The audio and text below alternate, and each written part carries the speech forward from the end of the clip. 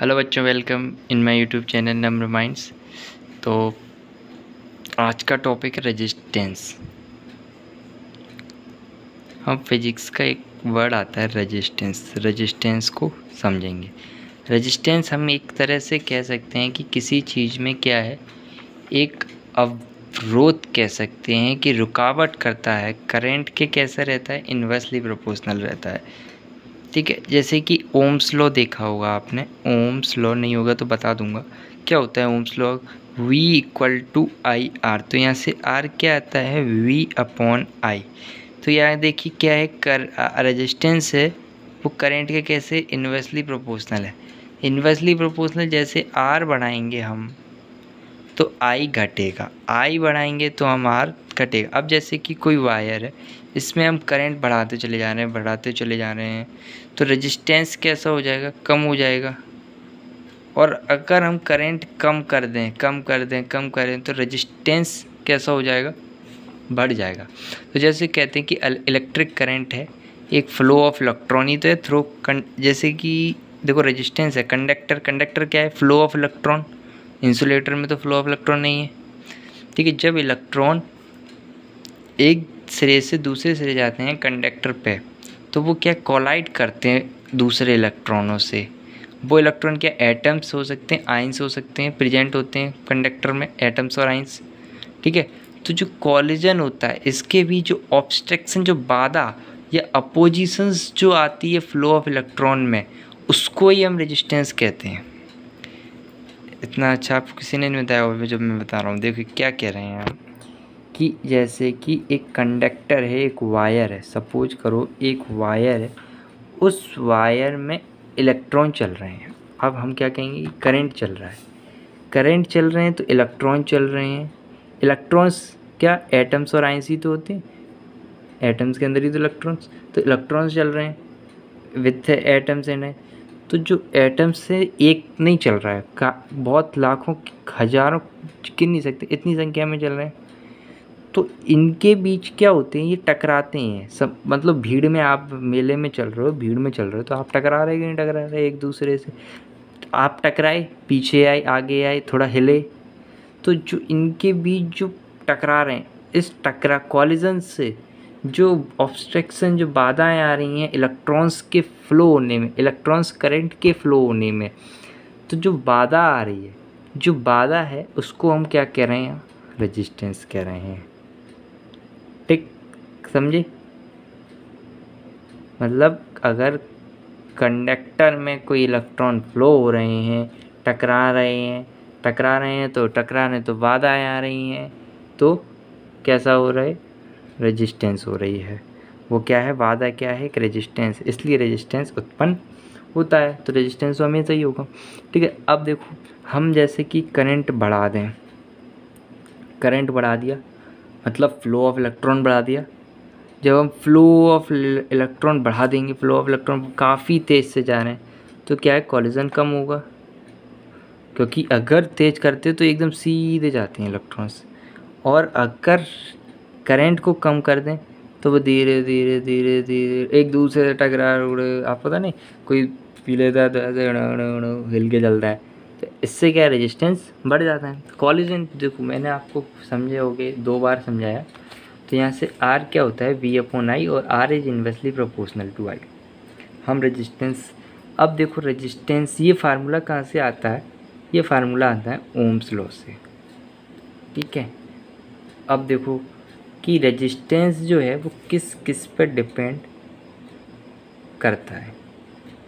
जो रेजिस्टेंस है वो रेजिस्टेंस आपकी लेंथ पे डिपेंड करेगा, थिकनेस पे डिपेंड करेगा, मटेरियल का है उस पर डिपेंड करेगा, आपका टेम्परेचर क्या है। तो हम यहाँ क्या लिखेंगे, रेजिस्टेंस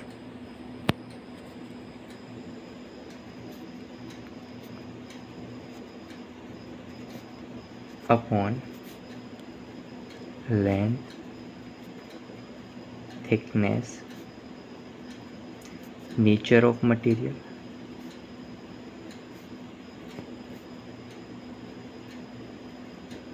ओके, एंड टेम्परेचर। इन 4 चीज़ों पे आपका रेजिस्टेंस डिपेंड करता है। ठीक है। अब जैसे देखो एक वायर है, हम उस वायर की लेंथ बढ़ा देंगे तो रेजिस्टेंस, तो देखो अगर कोई वायर है तो जो लॉन्ग वायर है उसका रेजिस्टेंस हमेशा कैसा होता है, ज़्यादा होता है। शॉर्ट वायर का रेजिस्टेंस कम होता है उसी तरह से थिक वायर है, कोई वायर मोटा है तो उसका रेजिस्टेंस ज़्यादा है होगा, थिन वायर है तो उसका रेजिस्टेंस कम होगा। इस चीज़ को अब आप कैसे कैसे याद रखें, तो एक फार्मूला भी हम आपको आगे बताते हैं। तो यहाँ और थोड़ा चलेंगे। रेजिस्टेंस होता है, रेजिस्टेंस, इसकी रेजिस्टेंस की क्या यूनिट होती है, यहाँ लिखेंगे इसकी यूनिट होती है ओमेगा। ओमेगा का साइन ये, ठीक, ये ओमेगा का साइन होता है।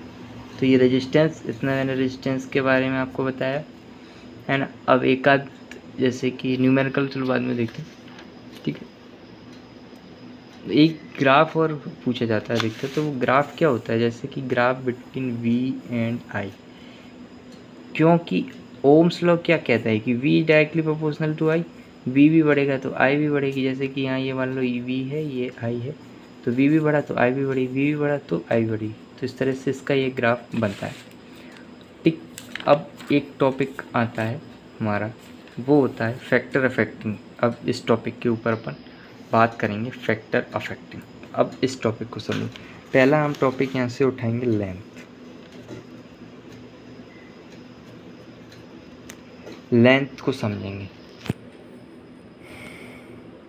क्या होता है कि जो रेजिस्टेंस होता है वो लेंथ के डायरेक्टली प्रोपोर्शनल होता है।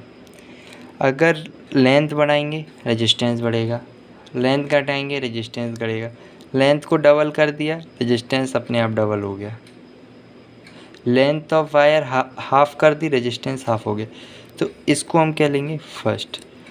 अब दूसरा पार्ट आएगा एरिया के ऊपर। एरिया क्या, थिकनेस, थिकनेस मतलब मोटाई, तो एरिया हो गया, वही थिकनेस की बात हो रही है। इसके डायरेक्टली प्रोपोर्शनल नहीं, इन्वर्सली प्रोपोर्शनल होगा। रेजिस्टेंस बढ़ाया एरिया घटा, एरिया बढ़ाया रेजिस्टेंस घटा, ठीक। अगर रेजिस्टेंस को हाफ कर दिया तो एरिया डबल हो गया। अगर एरिया ऑफ क्रॉस सेक्शन को हाफ कर दिया तो रेजिस्टेंस डबल हो गया। तीसरी चीज़, ये दो पॉइंट। अब तीसरी चीज़ यहाँ से, नेचर ऑफ कंडक्टर। ये मटेरियल पे डिपेंड करते हैं, क्योंकि कुछ मटेरियलों का कैसा रेजिस्टेंस होता है, लो, कुछ मटेरियलों का रेजिस्टेंस हाई होता है। जैसे कि हम दो कोई सिमिलर वायर लेते हैं, दोनों की सिमिलर वायरों की इक्वल लेंथ है, इक्वल डायमीटर है, और दोनों एक कॉपर का है, एक नाइक्रोम का है। हम क्या पाते हैं कि नाइक्रोम वायर जो है वो 60 गुना ज़्यादा more than of copper wire, मतलब नाइक्रोम वायर का रेजिस्टेंस 60 गुना ज़्यादा है कॉपर वायर से, जबकि दोनों की लेंथ सेम है, डायमीटर सेम है। जब दोनों की लेंथ सेम है, डायमीटर सेम है, मतलब मटेरियल पर डिपेंड कर रहा है, क्योंकि अंतर क्या है, सिर्फ मटेरियल का है, क्योंकि एक मटेरियल नाइक्रोम का है तो एक मटेरियल कॉपर का है। ओके, तो सबसे अच्छा किसका होता है वायर, सिल्वर वायर होता है, बट काफ़ी एक्सपेंसिव होता है, इसलिए हम कॉपर को यूज करते हैं। अब आया टेम्परेचर समझते हैं। तो रेजिस्टेंस जो होता है प्योर मेटल का बढ़ जाता है टेम्परेचर के बढ़ाने से। अगर जैसे कोई प्योर मेटल है उसका रेजिस्टेंस कैसा हो जाएगा, इंक्रीज हो जाएगा जब हम टेम्परेचर को बढ़ा देंगे, मतलब करंट की गतिविधि कम हो जाती है जब हम टेम्परेचर को बढ़ा देते हैं। ये दो पॉइंट थे, इस पॉइंट को हम कंबाइन करेंगे, combine question first and second.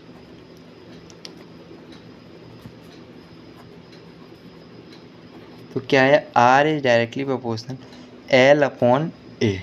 हमको ये साइन हटाना है डायरेक्ट, तो इधर हम लेते हैं रो, इसको हम बोलते हैं रो या रजिस्टिविटी बोलते हैं।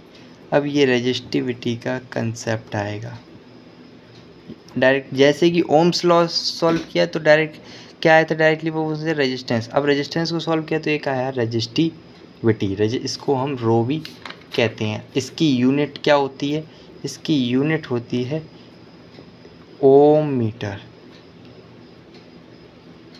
क्यों होती है। अब इसकी यूनिट का देखो अगर यहाँ से अपन इसकी यूनिट निकालें, रो क्या हो जाएगा, आर हो जाएगा E/L। रेजिस्टेंस की यूनिट ओम, एरिया हमेशा किस तरह लिखा जाता है, मीटर स्क्वायर में, और लेंथ किस तरह, मीटर में। तो 1 मीटर से करा तो क्या बचा, ओम मीटर। तो इसका ये यूनिट डेरिवेशन हो गया, समझ में आया ना। एम से एम कटी, ओम मीटर हो गया। तो रजिस्टिविटी किस पे डिपेंड करेगी, देखो रजिस्टिविटी ना तो आपकी लेंथ पे डिपेंड करेगी, ना थिकनेस पे डिपेंड करेगी, ओनली डिपेंड करेगी नेचर ऑफ सब्सटेंस की और टेम्परेचर की। ठीक, अगर जैसे कि तो रजिस्टिविटी किसकी ज़्यादा होती है, रजिस्टिविटी सबसे ज़्यादा सिल्वर की होती है। सेमीकंडक्टर में बात करें तो जर्मेनियम, इंसुलेटर में बात करें तो ग्लास, इबोनाइट की सबसे कम होती है रजिस्टिविटी।